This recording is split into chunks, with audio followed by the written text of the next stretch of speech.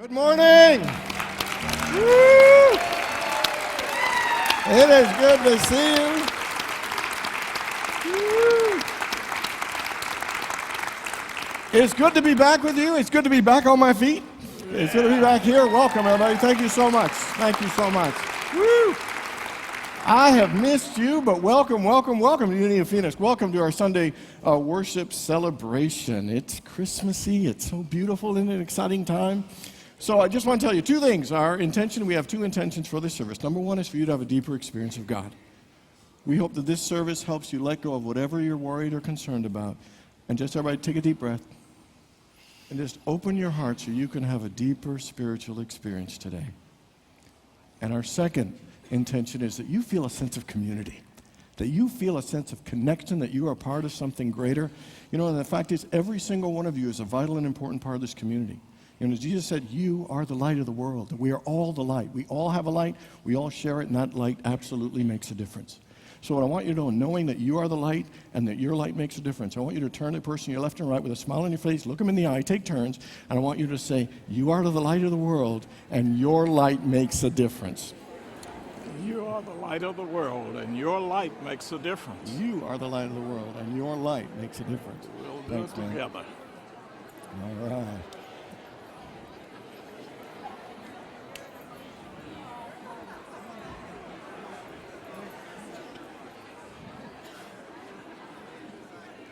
Okay, I said say you are the light, you make a difference. I didn't say have a conversation with them. So, okay. So please know we are so thrilled that you're here. You are the light of the world, and you really do make a difference. So thanks for being here today. All right, and so let's express that light by taking our mission statement together. Together, Unity of Phoenix is a loving spiritual community that welcomes all people and honors all paths to God. We are dedicated to transforming lives by inspiring and awakening individuals to discover God's Spirit within them. All right, so everybody take a deep breath. So now is our time in our service for a time of prayer and meditation.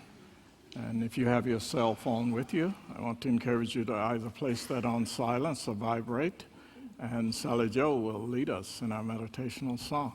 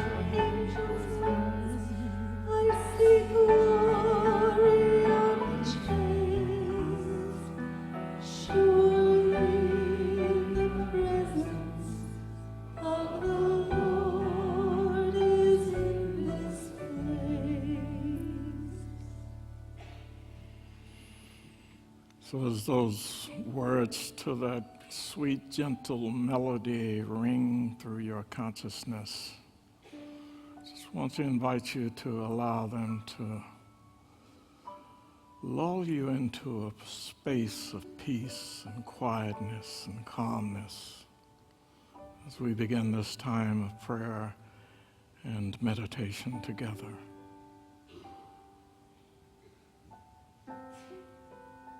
I invite you to take a deep, relaxing, cleansing breath.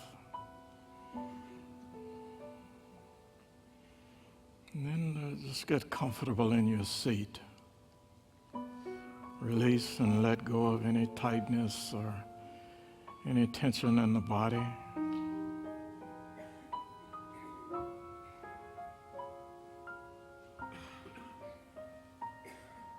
Begin the conscious process of slowing your mind down. Just temporarily setting aside all of the busyness and all of the activity and the hustle and bustle of the holiday season. Just making a conscious effort to be present to this now moment.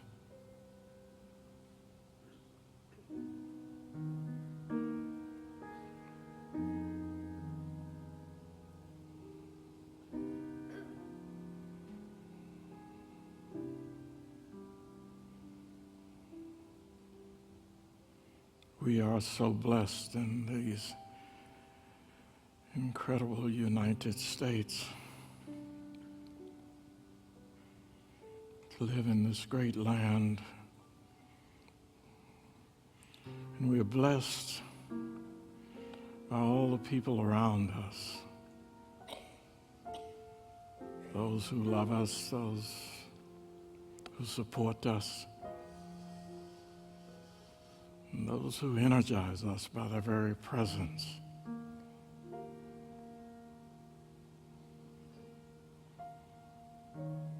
So as we move into this holiday season, I want to invite, even encourage you to think of the many blessings that touch your life.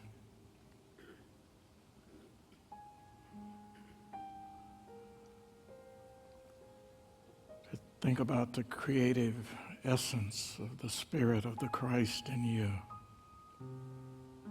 That Spirit that enables you to be healed and to be transformed, to be whole in mind and body and spirit.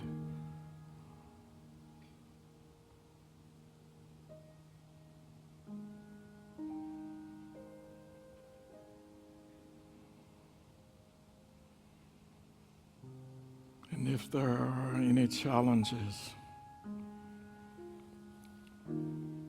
that you are confronted with at this point in time,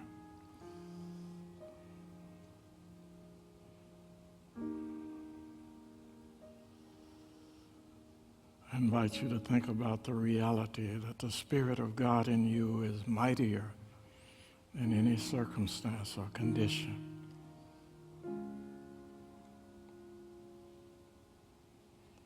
And that Spirit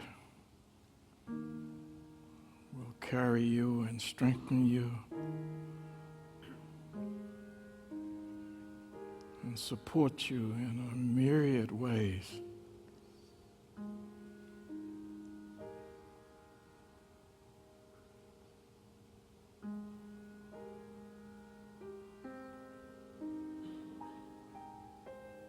So once again, I invite you to take a deep, relaxing breath.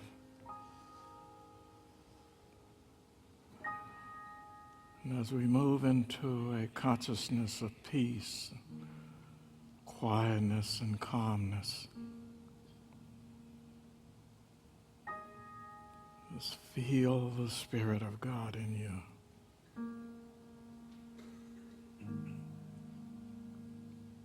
In every breath, every heartbeat.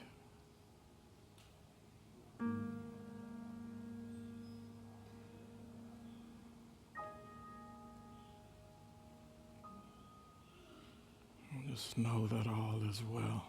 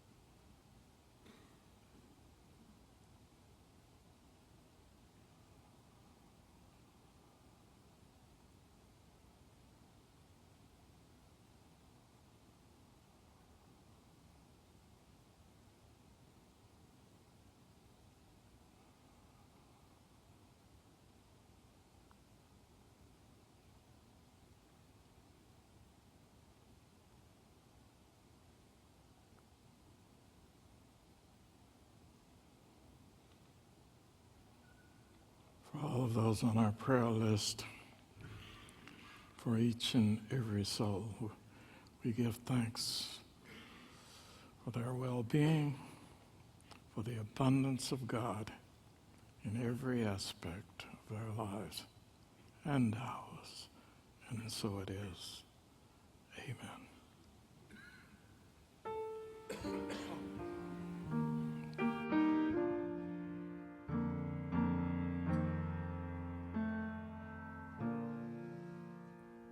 Our Father, who art in heaven, hallowed be thy name. Thy kingdom come, thy will be done on earth as it is in heaven. Give us this day our daily bread, and forgive us our debts as we forgive our debtors. And leave us not in temptation, but deliver us from evil. For thine is the kingdom, and the power, and the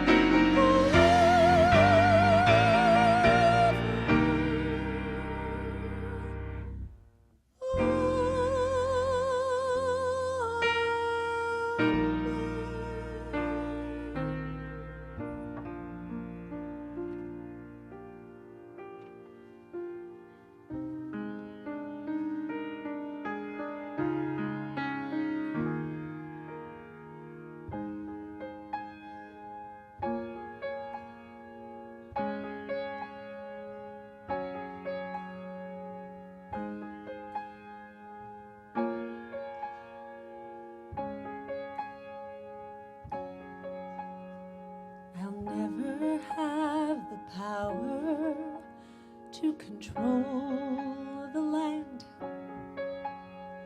or conquer half the world or claim the sun. I'll never be the kind who simply waves her hand and has a million people do the things I wish I'd done. But in the eyes of heaven, my place is assured. I carry with me heaven's grand design. Gloria, Gloria, I will sing the name of the Lord, and He will make me shine. And I will be like Mother Mary with a blessing in my soul. And I will give the world my eyes so they can see. And I will be like Mother Mary with a blessing in my soul, and the future of the world inside of me.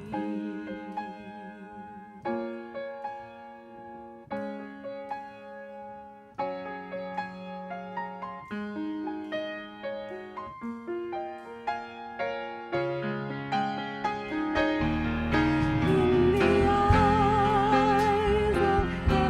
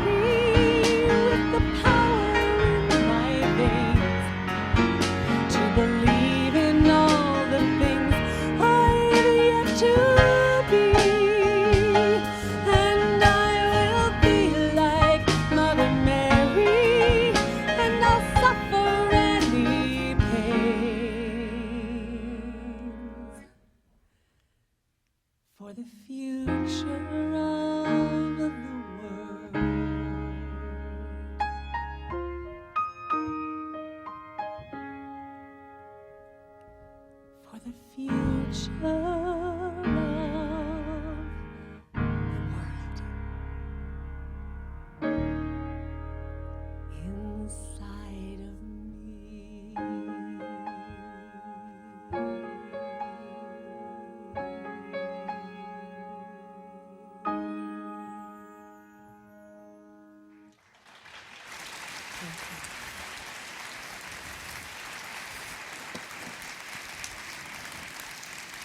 Woo. Thank you, Sally Jo. Great job, great job, great job. Good morning again, everyone. I'd like to welcome everyone who watches us online, and a special shout out to Sharon Stone, who watches us. Thanks for the note, Sharon. I don't know if it's the actress or not, but I'm going to pretend it is. So, hey, Sharon. Thanks for tuning in. Hey, so how many people love Christmas, think it's one of the most beautiful times of the year, wonderful time of the year?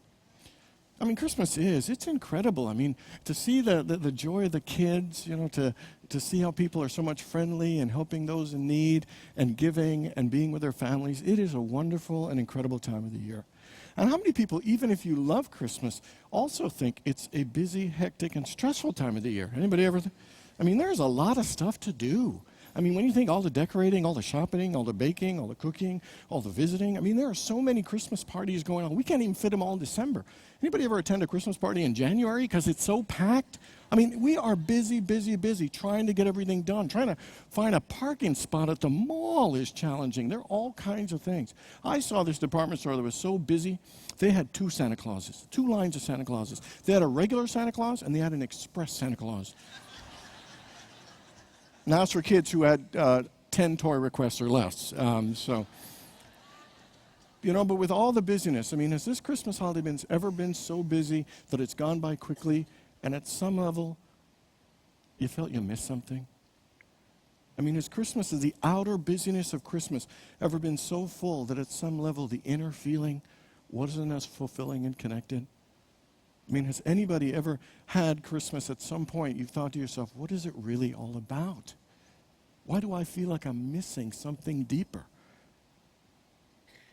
You know, everyone knows what the real meaning of Christmas is, and that is to celebrate the birth of Jesus, to celebrate the birth of the Christ, to celebrate the birth of the babe born in Bethlehem. In the book of Luke, chapter 2, the angels kind of announce it like this: I am bringing you good news of great joy for all the people. For unto you is born this day in the city of David a Savior who is Messiah, the Lord. What we are celebrating is that for unto you, for unto every one of us is born the Christ, our hope of glory. That Spirit through which that opens up our hope, our peace, our joy and love, that Spirit through which that we have been opened up to an abundant life and to more fuller and rich experience. We all know that, don't we? And yet we know it, but we don't always feel it. We understand it, but we don't always get it deeply. We get the general message, but we don't always have a personal experience. And this morning, I want to talk about, as wonderful as Christmas is, how do you have that deeper personal experience? How do you have a more enriching emotional and inner experience, even with the outer trappings? And they're great, the outer stuff, but there's got to be more and something more deep and spiritual and personal for each and every one of us. So in preparing for this, two things really struck me and inspired me about how we can go a little bit deeper. And the first one is a quote by Marcus Bach in his book called Because of Christmas. And here's what he said. He said, somewhere in life, every thinking person must come upon his or her Bethlehem, the place of spiritual awareness, the place of spiritual birth.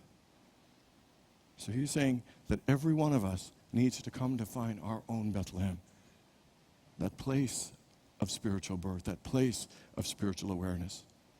You know, you think it's a coincidence that Mary and Joseph had to go to Bethlehem? They had to return home because Bethlehem was a place of the spiritual birth, of that birth of the Christ. You know, when Herod heard that the Messiah was born, he wanted to know where's the baby born? And in Matthew 2 it says that they told him in Bethlehem of Judea, For so it has been written by the prophet, and you, Bethlehem, from you shall come a ruler who is to shepherd my people, Israel. So clearly it is saying that we all need to come to our Bethlehem. That is the place, that is the consciousness where the birth comes alive in each and every one of us. And the second thing is, so how do we get to our Bethlehem? And, this week, what it came to me through some Christmas shows, kind of being laid up for the last 3 weeks, I've been watching a lot of Christmas movies. And you know that ABC channel, the 25 Days of Christmas? Have you seen that thing? They are showing Christmas show after Christmas show. But I'm still a fan of the three classics: A Christmas Carol, How the Grinch Stole Christmas, the Jim Carrey version, and It's a Wonderful Life. And the thing I love about all of them, if you really look at what is the message of all of those Christmas movies, it is about an inner transformation. It is about a spiritual awakening. It is about a renewal and a rebirth that takes place within them. Think about it. Ebenezer Scrooge started as a cold-hearted, mean tightwad and was transformed, and I mean that in the most spiritual, loving way, the tightwad, and was transformed somehow to be a tender-hearted, kind, generous, and grateful man. The Grinch, went from someone who hated the Who's, hated Christmas, was bitter, and lived a curmudgeonly life, and he was transformed into someone who loved Christmas, who loved the Who's, and actually became a part of the community. George Bailey felt like a failure, that he'd made a mistake to the point that he wished he had never been born. He felt so bad about himself. And he somehow was transformed into appreciating himself, appreciating his life, and all the people that loved him and supported him. Now, if you really look at it, all three of these characters were able to find their Bethlehem. They had an inner spiritual experience that opened their minds, that changed their outlook, that healed them, renewed them, and it helped deepen their relationships and the fullness of their lives. You always hear that expression, bah humbug, as the expression, of Scrooge's dislike and of his miserableness about Christmas, but just about life itself. And I would suggest that in some ways that every one of us has some sort of bah humbug. And whether your bah humbug is what's stopping us from going to our Bethlehem. And maybe your bah humbug is that maybe you're feeling lonely, or maybe you feel unloved or unappreciated. Maybe in some area of your life you've closed off your heart. Maybe in some area, of your life, that you're feeling some inner conflict or regret or shame or guilt. Maybe it is a conflict in a relationship. Maybe it's a financial struggle. Maybe it's some pain of a betrayal. Maybe it's just feeling unworthy. Maybe it's just not feeling a deeper connection to God. But every one of us has some bah humbugness that is stopping us from feeling our Bethlehem. See, if you look at it, Scrooge always had the capacity to be generous and grateful and kind. He always had it. The Grinch always had the capacity to be joyful and to love people. George Bailey always had the capacity to appreciate himself, but they let their bah humbugness stop them from the fullness of the life that they were called to live. Should I ask you, what bah humbugness in your life is stopping you from reaching and experiencing your Bethlehem? What are you holding on to? What is stopping you from experiencing the fullness of the hope and the peace and the love of the Christ, of the Christmas? And sometimes we like to think it's about our circumstance or it's about other people, what they're doing or saying. And the truth is, the only one who creates our bah humbug is us. And the only one that can find our Bethlehem is us. So the question is, how do we have a deeper experience of Christmas? How do we move from our bah humbug to our Bethlehem, to find our Bethlehem? The first thing is we need to let go and give it to God. The fact is, every single one of us in our lives has some conflict, some pain, some disagreement, some disappointment, been mistreated, made a mistake. We have some things in our lives that haven't gone well that we sometimes hold on to and create some pain within us. If you look at the backstory of Scrooge, do you know what happened to Scrooge when he was a kid? He lost his mom in childbirth. His dad didn't really know how to raise him, so he sent him away. And he was a lonely kid. His only solace was his sister, Fanny, and she ended up dying. So he lost his mom, he lost his sister, and he felt lonely and isolated. And when he got engaged, the lady's name was Belle, she ended up breaking his heart because he had kind of turned to more finance and making money. And that stuff happened to him, and he closed off his heart and became cold because things happened to him. You know, in Grinch, the Jim Carrey version, you know, he was kind of rejected. He had a bad shave. They made fun of the kid. And he withdrew. You know, George Bailey made a mistake, and to the point that he wished he had never been born. He felt so ashamed and embarrassed. And I will tell you that every one of us has stuff that was built up, stuff blocking us from feeling peace and having the birth of the light of the Christ in our hearts. And I will tell you, the only way it can happen, and for any of them, is that we must let it go and give it to God. We must forgive. We must release the past. We must let go of the pain. It is the only way to heal, to progress, to move forward, and to be transformed. Let me give you a real example. So I think Nelson Mandela was actually buried today. You know, he passed on December the 5th. Interesting thing, Mandela was imprisoned for 27 years. Wrongly imprisoned for, can you imagine being wrongly imprisoned for 27 years? And my question for that is, how do you come out of prison after being wrongly accused for 27 years and come out with peace in your heart? How do you get in prison for 27 years and come out of it and end up at the age of 72, by the way, and helping your country end apartheid and heal and be unified? How do you come out of prison after 27 years at the age of 72 and 4 years later at 76 become the president of your country? And then winning the Nobel Prize, winning the U.S. Medal of Freedom and the Order of Canada and numerous awards. How do you come out of 27 years of prison and be honored by so many countries and revered? I mean, in this country, every football game everywhere had a minute of silence for him. 4 of our presidents went over to honor him. And I would tell you, it is because he was willing. Remember Jimmy's talk last week, Cosmic Grease? Willingness is the God. He was willing to forgive. He was willing to let go of the pain.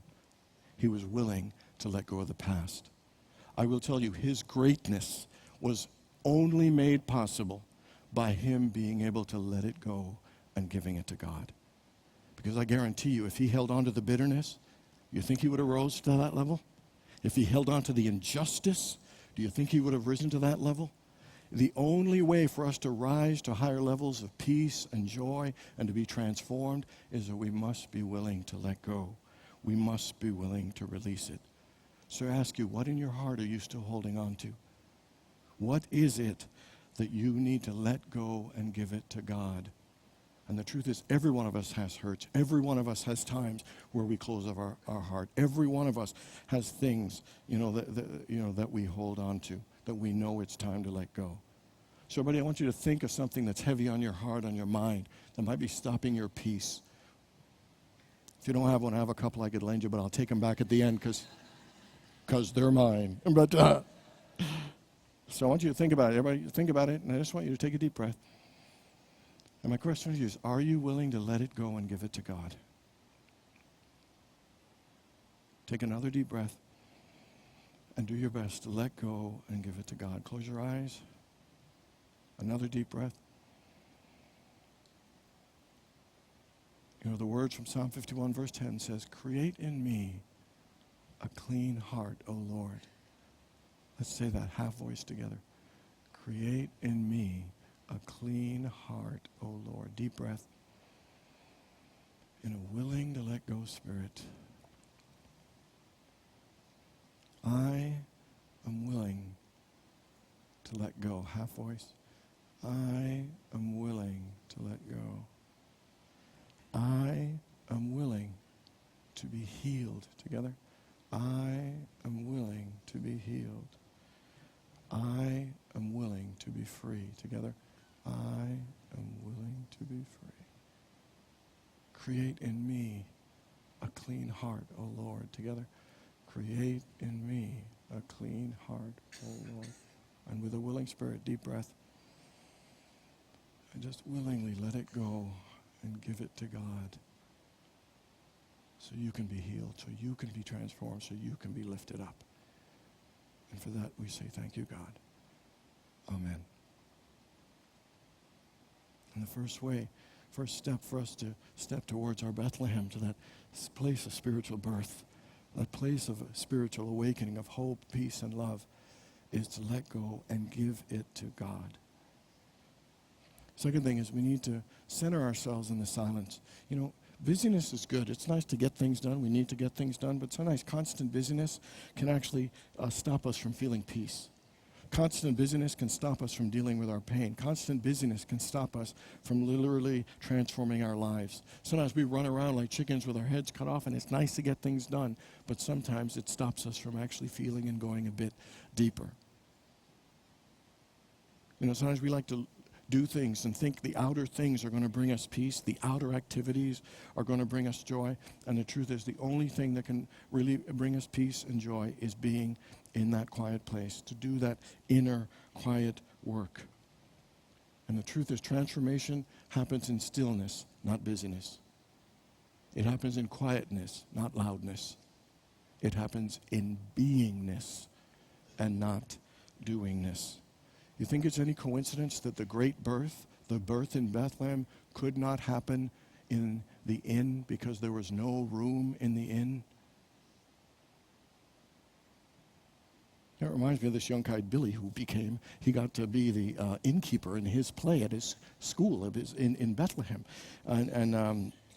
And so at his production, he worked really hard. He only had one line, but he memorized his line. There was no room at the inn. There was no room at the inn. He practiced it. He wanted to make his parents proud. So on the big night, his parents were sitting in the front row, and Billy's there. He's a little bit nervous. He wants to show them he does a good job, and he wants to show them that he really gets the true meaning of Christmas. So the time comes, and he says it with authority. There is no room in the inn. And to impress his parents, he added an extra line. And he said, but come on in anyway. Let's have some milk and cookies before you go on your way. And so,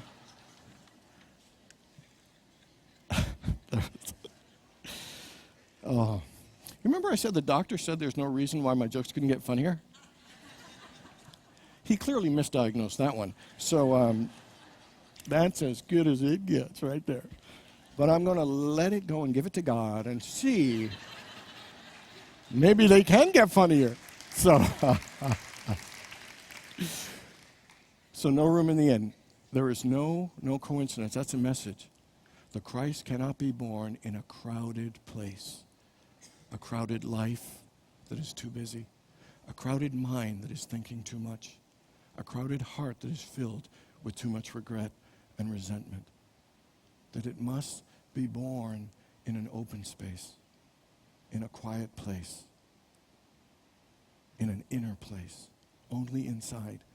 If you look at all great transformation that brings outer growth, it takes place inside. If you plant a seed, it's in the ground. It's in the invisible place that the work happens, that sprouts the growth. You know, for a chick, you know, inside an egg, it's what happens inside that makes it pop out and to be able to be strong on the outside. In the cocoon, it's what happens in there that makes the butterfly. And the truth is, Scrooge and Nelson Mandela and all these people, it was in the quietness of his prison where his silence and inner transformation. It didn't happen at 72, guys. It happened in the 27 years he had to be still and to do that inner work. That's why he came out and after 4 years became the president of his country and transformed the world. You think it's a coincidence Jesus always kept saying things like, come apart a while?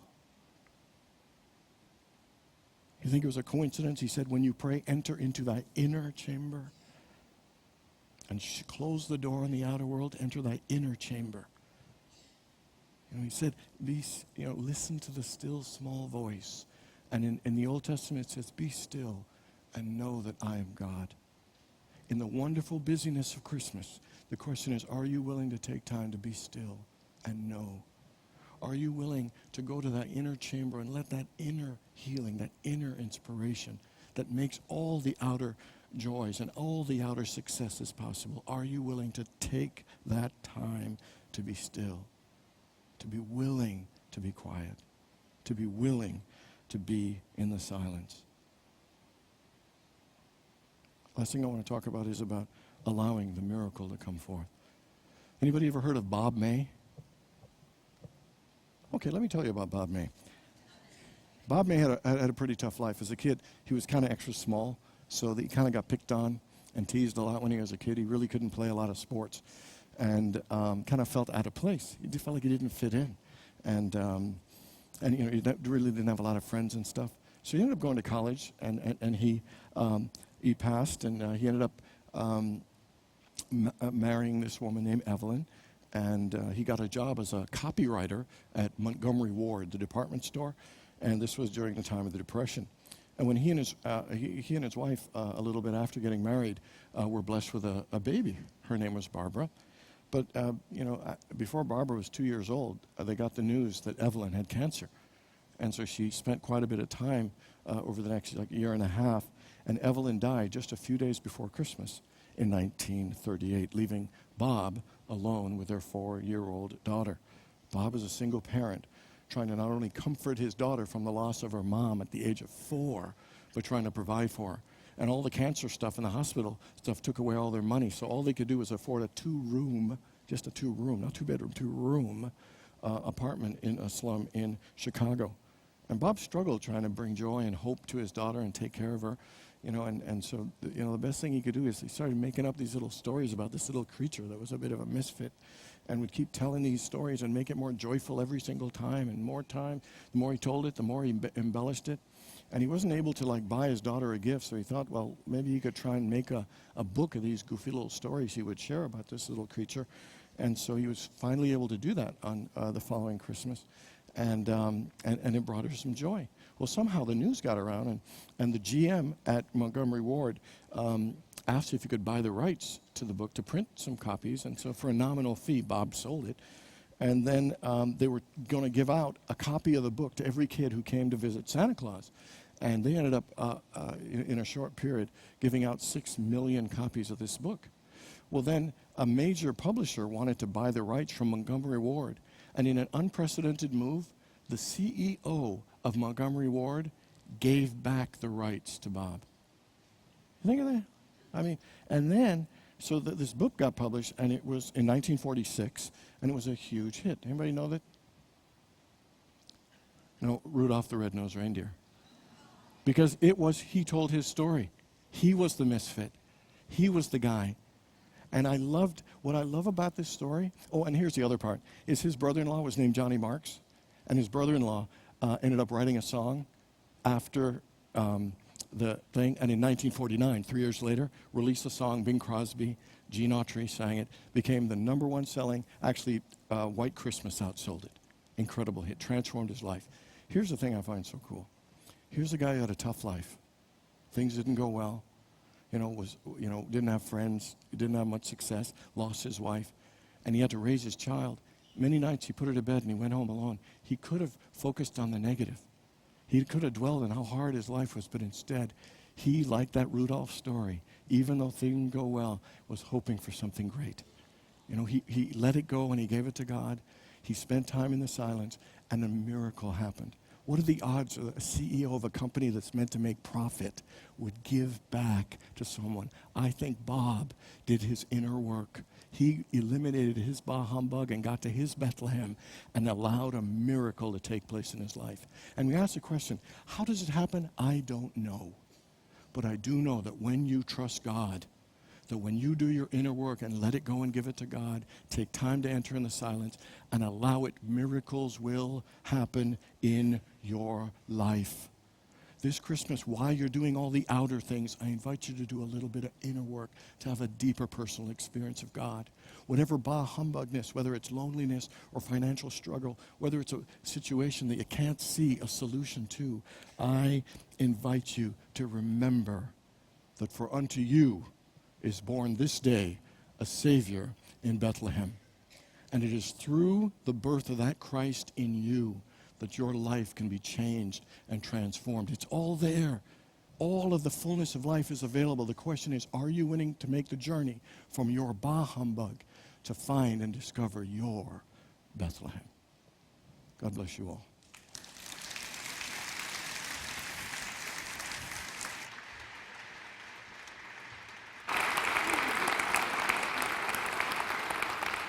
Thanks, Richard. So now is that time in our service for our offertory.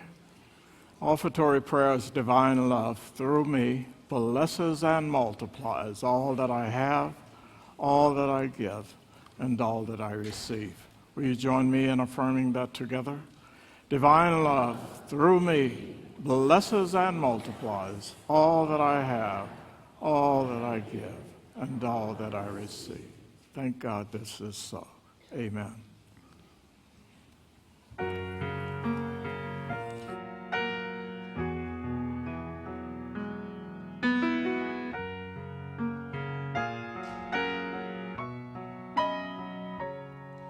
They had decked the malls and trimmed the town with plastic trees, till the world was just a giant retail maze. 'Tis the season when you turn your thoughts to people you can't please, and you measure passing time in shopping days. And the holidays were something to get through, but the thing I hadn't counted on was you. Just in time for Christmas, you came along. Just in time for Christmas, when everything felt wrong, and I was sure my faith had all run out. Just in time for Christmas, you showed me what Christmas is about.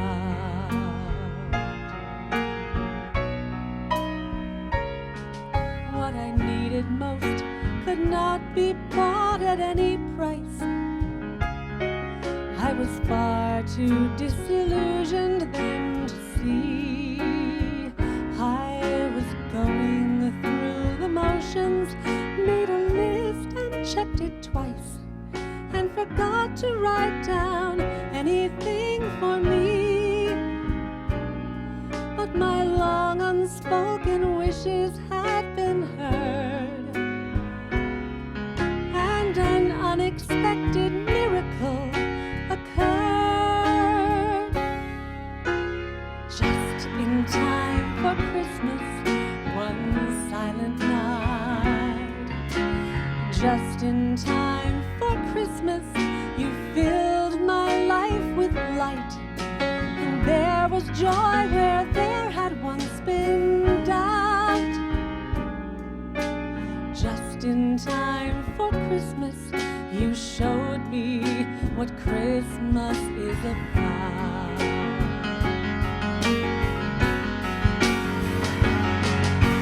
And all at once, the bells began to ring, and hark the herald, I heard angels sing.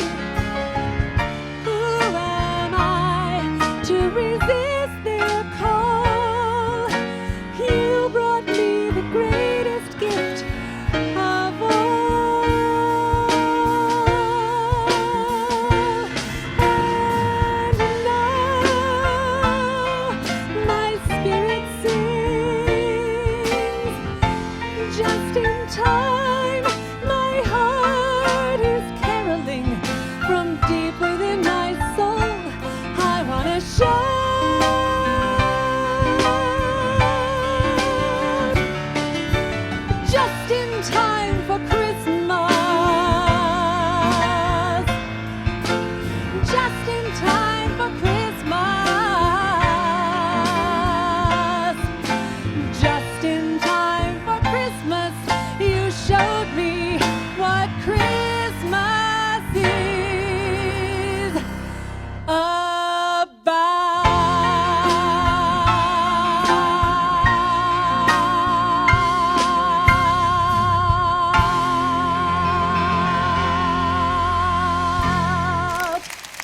if I'll get to see you before, but I'll see.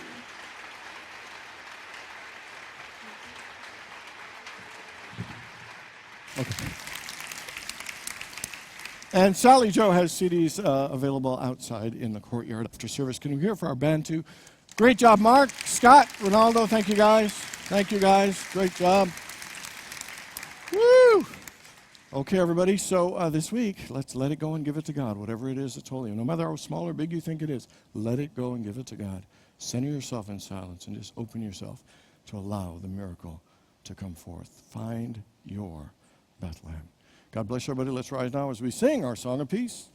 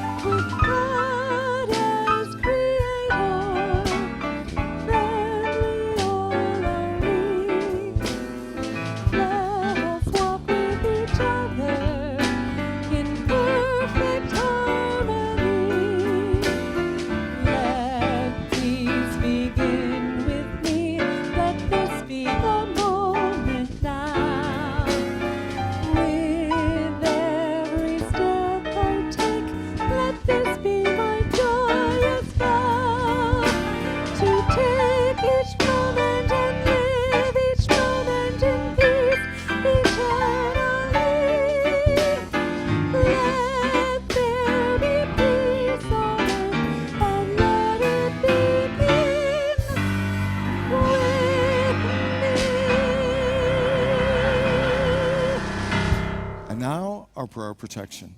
The light of God surrounds us. The love of God enfolds us. The power of God protects us. And the presence of God watches over us. Wherever we are, God is. God bless you, everybody. Great day and a wonderful week.